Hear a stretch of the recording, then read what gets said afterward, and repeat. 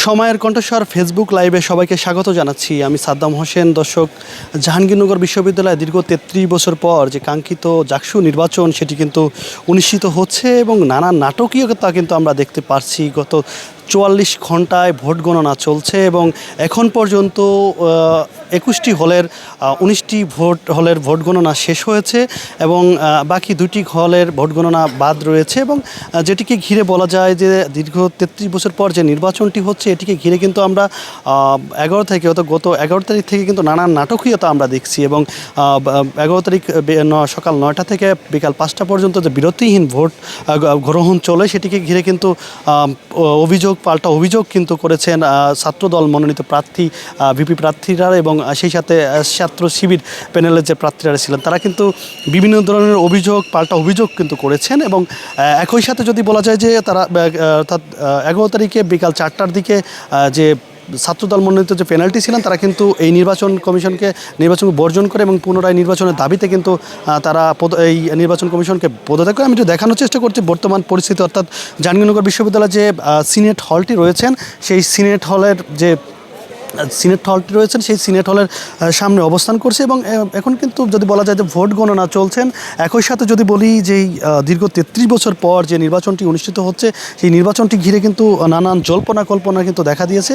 এবং সেই সাথে যদি বলি যে এই নির্বাচন কমিশন কিছুক্ষণ আগে কিন্তু একটি সাংবাদিক সম্মেলন করেন এবং সেখানে কিন্তু তারা জানান যে এই যে এই নির্বাচনটি ঘিরে কিন্তু বিভিন্ন ধরনের ষড়যন্ত্র হচ্ছে, অর্থাৎ দেরি হওয়ার যে বিষয়টি সেটি কিন্তু বলেছেন এবং তারা বলছেন যে দুপুর নাগাদ হয়তো ভোট গণনা শেষ হতে পারে এবং তারা ফলাফল জানান দিতে পারবেন। এরপরেও যদি বলে রাখি যে এবারের ২৫টি পদে কিন্তু ১৭৭ জন প্রার্থী তারা কিন্তু প্রতিদ্বন্দ্বিতা করেছেন এবং সকাল ৯টা থেকে ১১ তারিখ সকাল ৯টা থেকে বিরতিহীনভাবে ৫টা পর্যন্ত এই ভোট গণনা চলেন এবং ১১টি ছাত্র হল এবং 10টি ছাত্রী হল এর মধ্যে ছিলেন। এবং যদি বলি যে এই ২১টি ভোট গণনের ২১টি ভোট কেন্দ্রের কিন্তু ২২৪টি বুথ ছিলেন এবং একই সাথে কিন্তু নির্বাচনের জন্য ৬৭ জন পুলিং অফিসার এবং শিক্ষক এবং ৬৭ জন সহকারী পুলিং অফিসার কর্মকর্তা কিন্তু নিয়োগ করা হয়েছিল।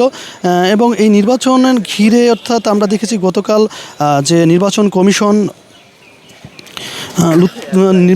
কমিশনের সদস্য যিনি ছিলেন মারুফি সাত্তার, তিনি কিন্তু ত্রুটিপূর্ণ নির্বাচন ব্যবস্থা এবং ব্যর্থতার দায় নিয়ে কিন্তু পদত্যাগ করেছেন এবং সেই সাথে কিন্তু বলেছেন সমান সুযোগ বা লেভেল প্লেয়িং যে ফিল্ড ছিল না এমনটিই কিন্তু তিনি আরও দাবি করেন। এবং একই সাথে যদি বলি এই নির্বাচনের মোট ভোটার সংখ্যা ১১,৭৪৩ জন এবং তিনি যে ভোট কাস্টিংয়ের যে বিষয়টি সেটি কিন্তু ৬৭% ভোট কাস্টিং হয়েছেন। এবং সেই সাথে যদি বলি যে এখন পর্যন্ত কিন্তু নির্বাচনের যে ভোট গণনা সেটি কিন্তু চলছেন এবং এখানকার নির্বাচন কমিশন যেটা জানিয়েছেন যে হয়তোবা আর কিছুক্ষণের মধ্যে অর্থাৎ দুপুরের মধ্যে কিন্তু এই নির্বাচন যে ভোট গণনা সেটি কিন্তু শেষ হবেন। তবে একটু বলে রাখি যে দীর্ঘ ৩৩ বছর পর যে নির্বাচনটি অনুষ্ঠিত হচ্ছে সেটি কিন্তু ঘিরে নানান নাটকীয়তা আমরা দেখতে পাচ্ছি এবং একই সাথে কিন্তু এই নির্বাচনের যে নির্বাচন কমিশন তারা কিন্তু বিভিন্ন সময় সাংবাদিকদের বিভিন্ন ধরনের তথ্য জানান দিচ্ছেন, যেটিকে ঘিরে সাংবাদিকদের মধ্যে এক ধরনের অর্থাৎ ভুল মেসেজ আমরা একটু পরিণত হচ্ছে। কিছু সময়